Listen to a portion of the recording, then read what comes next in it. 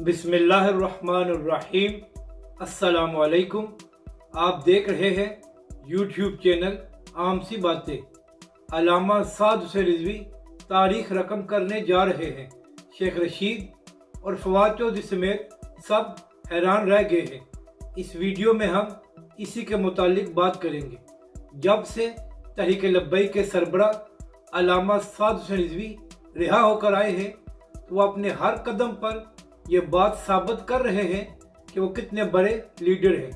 Senior सहाफ़ी समी इब्राहिम साहब ने यह इंकशाफ किया है कि अल्लामा साद हुसैन रिजवी ने यह फैसला किया है कि तहरीक लब्बैक के प्रोटेस्ट के दौरान जितने भी पुलिस वाले अपने जानों से गए हैं, चाहे वो एक्सीडेंट से हों या किसी भी और वजह से, तो अल्लामा साद हुसैन रिजवी उन तमाम के घरों में तशरीफ़ लेकर जाएंगे और उनके ख़ानदानों के साथ ताज़ियत भी करेंगे।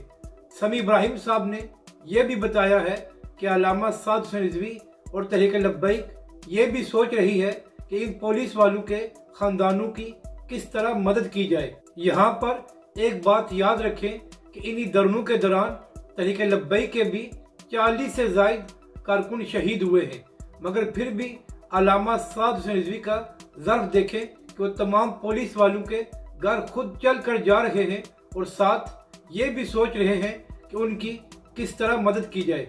अब वो तमाम लोग, चाहे शेख रशीद साहब हों या फवाद चौधरी साहब, जो पुलिस वालों का नाम लेकर तहरीक लब्बैक के खिलाफ प्रोपेगेंडा किया करते थे, उन सब की ज़बानें बंद हो गई हैं और वो हैरान हैं कि तहरीक लब्बैक और अल्लामा साद हुसैन रिजवी का ज़र्फ कितना बड़ा है।